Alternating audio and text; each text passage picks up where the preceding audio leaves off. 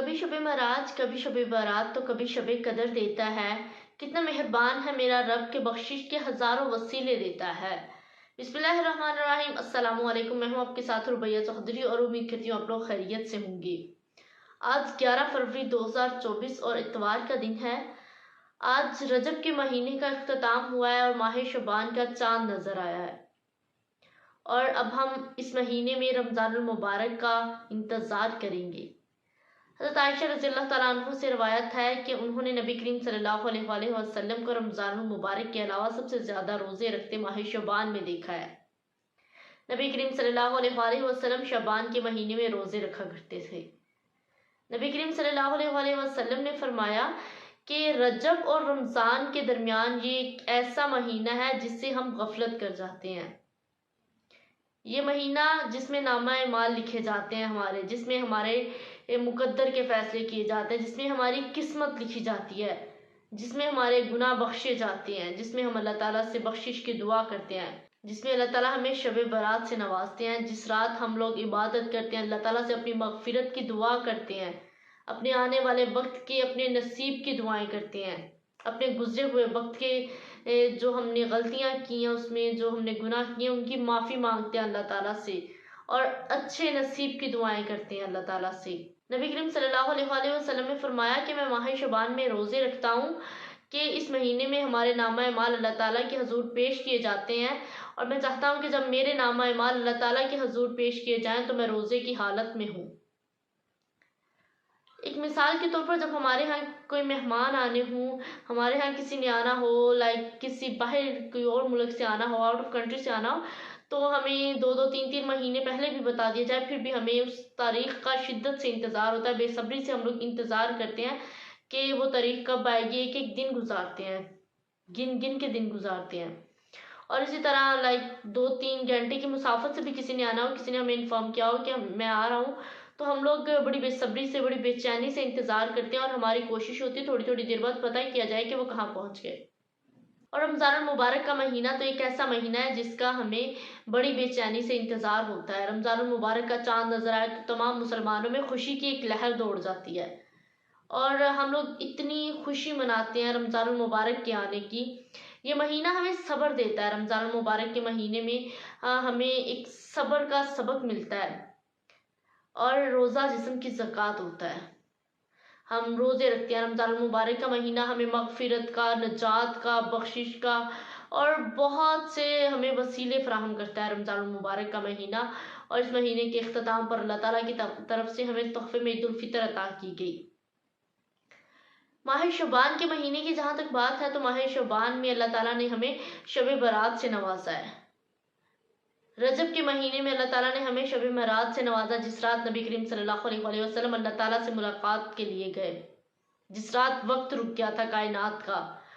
اور شعبان کا مہینہ ہے جس میں ایک شب برات ہے، جس رات ہمارے نامہ اعمال اللہ تعالیٰ کے حضور پیش کیے جائیں گے، جس میں ہمارے گزرے ہوئے وقت کو اللہ تعالیٰ کے سامنے رکھا جائے گا۔ بے شک اللہ تعالیٰ ہر چیز سے واقف ہے، اللہ تعالیٰ ہمارے پل پل کی خبر رکھتا ہے، مگر ہمارے نامہ اعمال اللہ تعالیٰ کے حضور پیش ہونے تو ہم اللہ تعالیٰ سے اپنی بخشش کی دعا کرتے ہیں کہ یا اللہ ہمیں بخش دینا، ہمارے تمام صغیرہ اور کبیرہ گناہوں کو معاف کر دینا، اور ہمارے آنے والے وقت کو بہترین وقت بنانا، ہمیں نبی کریم صلی اللہ علیہ وآلہ وسلم کے بتائے ہوئے رستوں پر زندگی گزارنے کی توفیق عطا فرمانا، آمین۔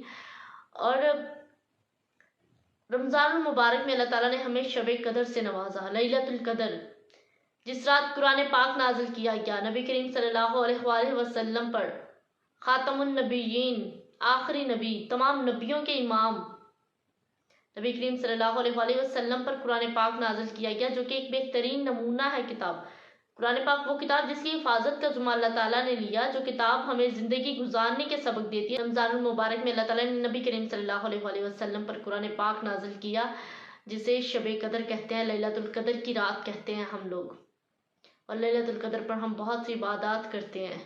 اسی طرح ہم شب برات بہت سی عبادات کرتے ہیں اور اپنی مغفرت کی دعا کرتے ہیں۔ اور آج کل بہت ہی کامن سی چیز ہے، ہم لوگ سب لوگ سوشل میڈیا یوز کرتے ہیں، تو سوشل میڈیا پر آج کل بہت سی ویڈیوز آ رہی ہیں قرآن پاک کو لے کر، جس پر قرآن پاک پر حلف دیے جاتے ہیں، اور بہت سے لوگ ایسے بھی ہیں جو بعد میں ان تمام वाक़यात से जो उन्होंने हलफ दिए होते हैं उनसे मुकर भी जाते हैं। मैं आज एक बात सोच रही थी जिसके बाद मैंने ये वीडियो बनाई है कि शब मराज गुजरी है, रजब के महीने में शब मराज होती है। शब मराज गुजरी, मैंने उस दिन भी एक वीडियो बनाई थी और आज फिर ये बना रही हूँ। शब मराज पे हमारे नबी करीम सल्लल्लाहु अलैहि वसल्लम से कई बार सवाल किया गया कि या मोहम्मद मांगो, क्या मांगते हो। तो हमारे नबी करीम सल्लल्लाहु अलैहि वसल्लम ने हर दफ़ा अपनी उम्मत की बख्शिश मांगी। हम उस नबी की उम्मत में से हैं जो रातों को इबादत करके रोते रहे इस उम्मत की बख्शिश के लिए। उन्हें मालूम था शायद कि ये उम्मत किस तरफ जाएगी, उन्हें मालूम था मेरी उम्मत ऐसी गलतियां करेगी, इसीलिए वो अल्लाह ताला से अपनी उम्मत की बख्शिश की दुआ मांगते रहे। और यहाँ पर हमें ये सोचना है कि हम किस साइड पे जा रहे हैं। हम नबी करीम सल्लल्लाहु अलैहि वसल्लम की उम्मत में से हैं। हम बहुत खुशकिस्मत लोग हैं जो इस उम्मत में हैं। हमें तो अल्लाह ताला का शुक्र अदा करना चाहिए और नबी करीम सल्लल्लाहु अलैहि वसल्लम के बताए हुए रस्तों पर ज़िंदगी गुजारनी चाहिए। मगर अफसोस कि हम किस साइड पे जा रहे हैं। हम लोगों को कुरान पाक का अदब करना चाहिए। कुरान पाक एक ऐसी किताब है जो अल्लाह ताला ने हमें बेहतरी के लिए हम नबी करीम सल्लल्लाहु अलैहि वसल्लम पर नाज़िल फरमाई, हमारी बेहतरी के लिए, और हमें उससे सबक सीखना चाहिए, ना कि दुनियावी कामों में उसे इस तरह इस्तेमाल करें। अल्लाह ताला ने हमें दुनियावी काम, दुनियावी ज़िंदगी गुजारने के लिए उसे पढ़कर सबक हासिल करने का कहा है।